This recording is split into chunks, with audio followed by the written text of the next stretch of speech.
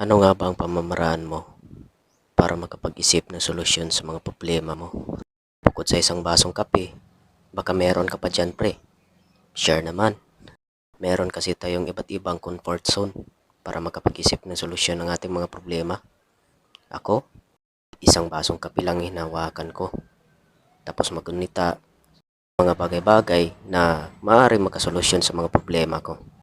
Minsan kasi mga pre, nakaka-relieve rin isang basong kape sa stress na hinaharap natin. Hanggang addict talaga ako sa kape mga pre.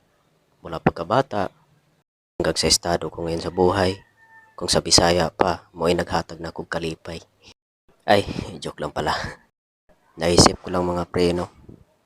Hindi talaga natin maiiwasan ng mga taong mamalitin tayo. Siguro, hindi nila naranasan yung mga pinagdaanan natin.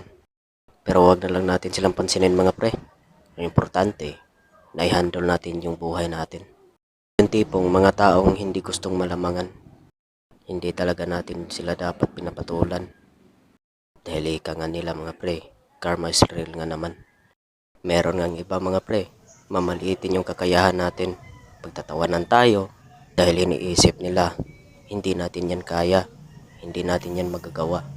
Pero kahit ganon mga pre, patuloy lang tayo sa paglaban. At ipagkita sa kanila na hindi mabibigo ang ating inasahan. Kailangan lang talaga nating maging matatag at magtiwala sa ating sarili mga pre. Dahil hindi talaga natin maiwasan. Meron tayong madadaan ang mga kamalian. Kung magkamali man, syempre, tuloy pa rin ang laban. Maging matatag ka sa hamon ng buhay. Dahil ang pagiging matatag ang magdadala sa iyo patungo sa tagumpay. Kaya lagi mo lang isipin, hindi ka nag-iisa. Meron kang isang basong kape na kasama mo sa lahat ng problema. Hanggang dito lang muna yung video natin mga pre. Kung bago ka pa lang sa page natin, i-follow mo na yan para magiging updated ka naman sa mga bagong video natin na i-upload. Salamat!